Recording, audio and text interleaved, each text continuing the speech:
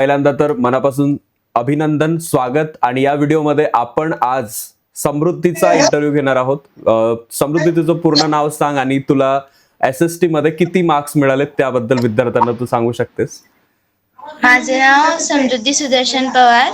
मला 10th बोर्डमध्ये 97.80% मिळाले ओके. आणि मला वेदांतमुळे खूप मदत झाली ओके. तेवढे स्कोर करण्यासाठी.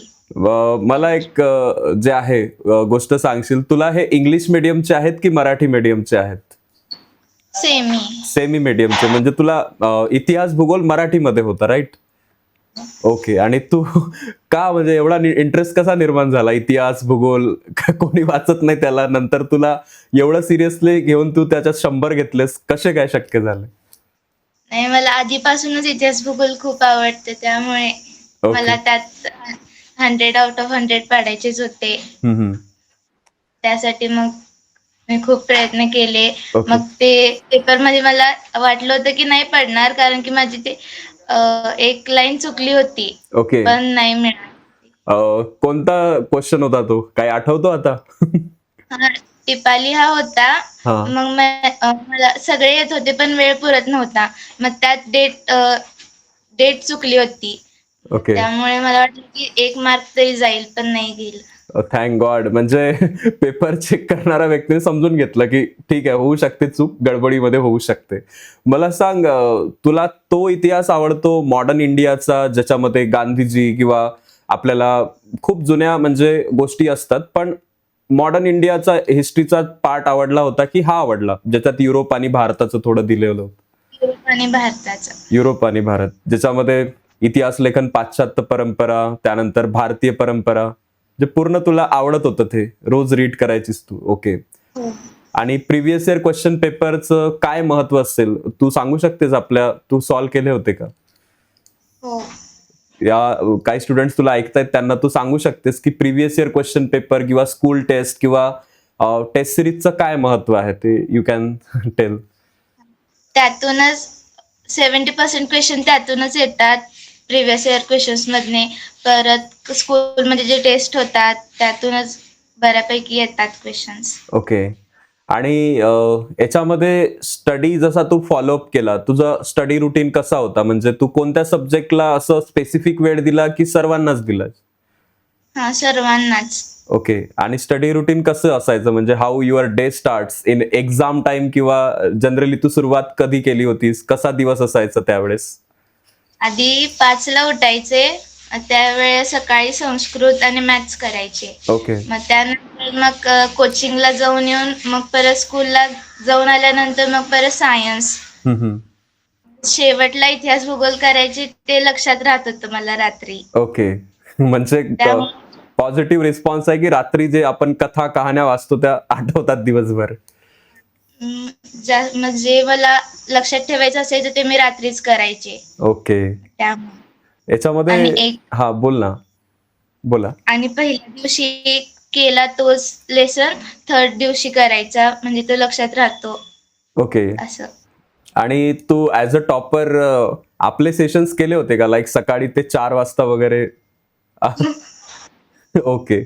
म्हणजे टॉपर लोक असतात त्यामध्ये. सर्व जे असे अभ्यास करत नाही ते तर येतातच त्या दिवशी, पण टॉपर्स पण येतात की एक लास्ट रिव्हिजन झाली पाहिजे.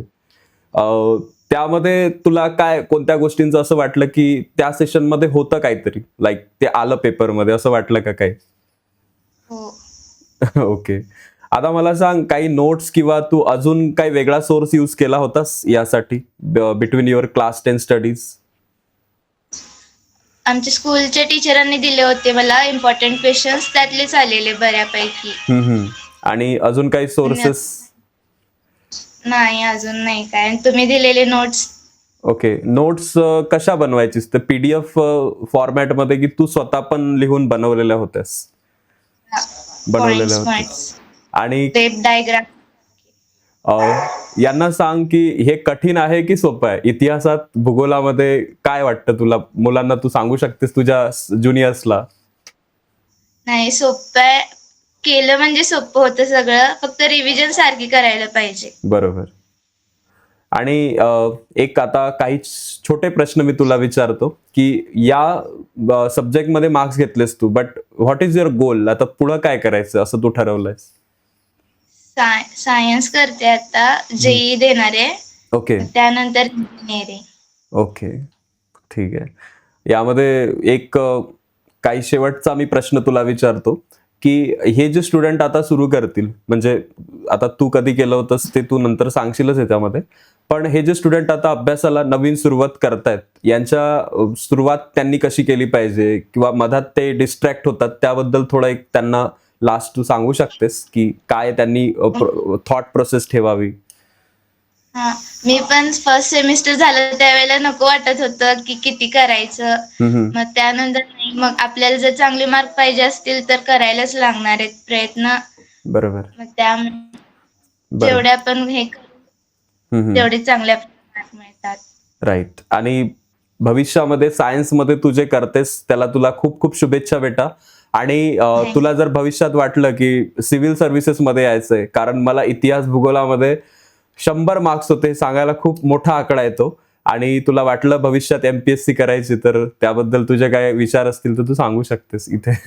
हो, मी करणारच आहे. डिग्रीच्या लास्ट इयर म्हणजे तयारी करणारच आहे, UPSC द्यायची आहे. ओके. कारण इतिहासामध्ये जर तुला एवढा इंटरेस्ट आहे तर कुठेतरी तुला गव्हर्नमेंट जॉब एक सिक्युअर स्थान देऊ शकतं आणि तिथे तू लीड करू शकतेस भविष्यात. राईट. चालेल. त्याबद्दल तुला काही मार्गदर्शन लागलं तर नक्की आपली टीम तुला प्रोव्हाइड करेलच. ठीक आहे. आणि ऑल द बेस्ट तुला भविष्यासाठी, आणि खूप खूप कॉंग्रॅच्युलेशन्स बेटा. ठीक आहे. थँक्यू. थँक्यू. या